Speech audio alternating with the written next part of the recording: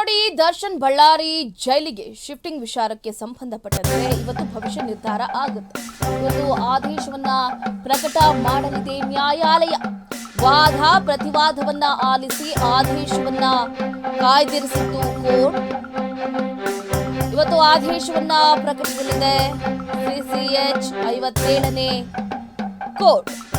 ದರ್ಶನ್ ಪರಪ್ಪನ ಅಗ್ರಹಾರ ಪಾಲ ಅಥವಾ ಬಳ್ಳಾರಿ ಪಾಲ ಅನ್ನೋದು ಗೊತ್ತಾಗುತ್ತೆ.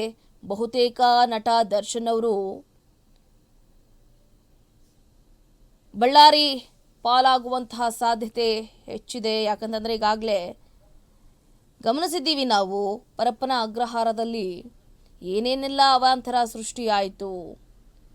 ಅವರು ಪರಪ್ಪನ ಅಗ್ರಹಾರ ಜೈಲಲ್ಲಿ ಯಾವ ರೀತಿ ರಾಜಾರೋಷವಾಗಿ ಜೀವನವನ್ನು ಕಳೆದ್ರು, ಅದರಿಂದ ಏನೇನೆಲ್ಲ ಅವಾಂತರ ಸೃಷ್ಟಿ ಆಯಿತು ಅನ್ನೋದನ್ನು ಗಮನಿಸಿದ್ದೀವಿ.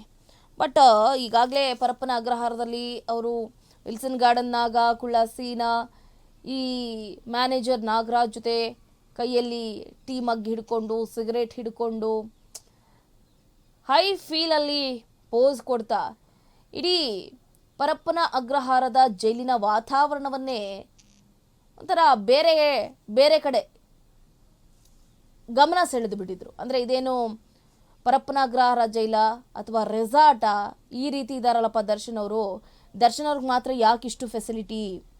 ಅವ್ರು ಸೆಲೆಬ್ರಿಟಿ ಅಂತ ಈ ರೀತಿ ಒಂದು ಕಣ್ಣಿಗೆ ಬೆಣ್ಣೆ ಇನ್ನೊಂದು ಕಣ್ಣಿಗೆ ಸುಣ್ಣ ಅನ್ನೋ ರೀತಿ ಮಾಡ್ತಾ ಇದ್ದಾರಾ? ಅಲ್ಲಿರುವಂತಹ ಕೈದಿಗಳು ಹಾಗಾದರೆ ಏನು? ದರ್ಶನ್ ಅವ್ರು ಮಾತ್ರ, ಅವ್ರಿಗೆ ಮಾತ್ರ ಈ ರೀತಿಯಾದಂಥ ವ್ಯವಸ್ಥೆಯನ್ನು ಕಲ್ಪಿಸಿದ್ರೆ ಕಲ್ಪ್ರಿಟ್ಗಳಿಗೆ ಇನ್ನೇನು ನ್ಯಾಯ ಕೊಟ್ಟಂಗಾಗುತ್ತೆ. ಅನ್ಯಾಯ ಮಾಡಿ ಒಳಗೋಗಿರೋರಿಗೆ ಅನ್ಯಾಯದ ರೀತಿಯಲ್ಲೇ ನಡೆಸ್ಕೋಬೇಕು.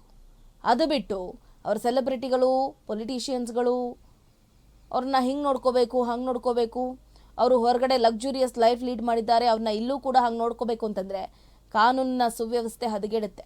ಹಾಗಾಗಿ ಯಾವುದೇ ಕಾರಣಕ್ಕೂ ಕೂಡ ನಟ ದರ್ಶನ್ ಅವರನ್ನು ಪರಪ್ಪನ ಅಗ್ರಹಾರ ಜೈಲಲ್ಲಿ ಬಿಡೋದಕ್ಕೆ ಸಾಧ್ಯನೇ ಇಲ್ಲ. ಅತಿ ಶೀಘ್ರದಲ್ಲೇ ಬಳ್ಳಾರಿ ಜೈಲಿಗೆ ಶಿಫ್ಟ್ ಆಗುವಂತಹ ಸಾಧ್ಯತೆಯೂ ಕೂಡ ಹೆಚ್ಚಿತ್ತು. ಬಟ್ ಇವತ್ತು ಗೊತ್ತಾಗುತ್ತೆ, ಬಳ್ಳಾರಿ ಜೈಲಿಗೆ ಆಲ್ಮೋಸ್ಟ್ ಆಲ್ ಶಿಫ್ಟ್ ಆಗುವಂತಹ ಸಾಧ್ಯತೆಯೂ ಕೂಡ ಹೆಚ್ಚಿದೆ. ಸೊ ಈಗಾಗಲೇ ದರ್ಶನ್ ಪರ ವಕೀಲರು ಕೂಡ ಸಾಕಷ್ಟು ವಾದವನ್ನು ಕೂಡ ಮಾಡ್ತಾ ಇದ್ದಾರೆ. ಯಾಕಂತಂದರೆ ನಟ ದರ್ಶನ್ ಅವರು ಪರಪ್ಪನ ಅಗ್ರಹಾರ ಜೈಲಲ್ಲಿ ಇದ್ರೇ ಬೆಸ್ಟು. ಯಾಕಂತಂದರೆ ಅವರ ತಾಯಿ ಆರೋಗ್ಯ ಸಮಸ್ಯೆಯಿಂದ ಬಳಲ್ತಾ ಇದ್ದಾರೆ. ಅವರನ್ನು ನೋಡೋದಕ್ಕೆ ಪದೇ ಪದೇ ಬಳ್ಳಾರಿ ಜೈಲಿಗೆ ಹೋಗೋದಕ್ಕೆ ಕಷ್ಟ ಆಗುತ್ತೆ. ಅವರು ಬಂದು ಹೋಗೋದಕ್ಕೆ ಪರಪ್ಪನ ಅಗ್ರಹಾರ ಜೈಲು ಬೆಸ್ಟ್. ಹಾಗಾಗಿ ಅವರನ್ನು ಬಳ್ಳಾರಿ ಜೈಲಿಗೆ ಶಿಫ್ಟ್ ಮಾಡಬೇಡಿ ಅಂತ ದರ್ಶನ್ ಪರ ವಕೀಲರು ವಾದವನ್ನು ಮಾಡ್ತಿದ್ದಾರೆ. ಅಷ್ಟೇ ಅಲ್ಲದೆ ನಟ ದರ್ಶನ್ ಅವರನ್ನು ಪದೇ ಪದೇ ಕೋರ್ಟ್ಗೆ ಸಬ್ಮಿಟ್ ಮಾಡಬೇಕು ಅಂತಂದರೆ ಬಳ್ಳಾರಿ ತುಂಬ ದೂರ ಆಗೋಗ್ಬಿಡುತ್ತೆ. ಹಾಗಾಗಿ ಪರಪ್ಪನ ಅಗ್ರಹಾರದಲ್ಲೇ ಇರಲಿ ಅಂತ ಕೇಳ್ತಿದ್ದಾರೆ. ಬಟ್ ಕೋರ್ಟ್ ವಿಡಿಯೋ ಕಾನ್ಫರೆನ್ಸ್ ಮುಖೇನ ಹಾಜರಾಗ್ಬೋದು, ಅದರಲ್ಲೇನೂ ತಪ್ಪಿಲ್ಲ.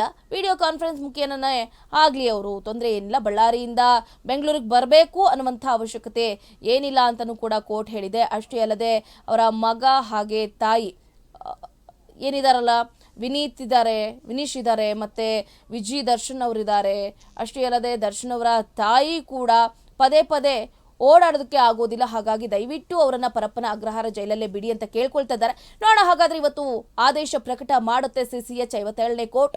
ಬಳ್ಳಾರಿ ಜೈಲಿಗ ಅಥವಾ ಪರಪ್ಪನ ಅಗ್ರಹಾರ ಜೈಲಲ್ಲೇ ಇರ್ತಾರ ನಟ ದರ್ಶನ್ ಅನ್ನೋದನ್ನ ಕಾದ್ ನೋಡೋಣ.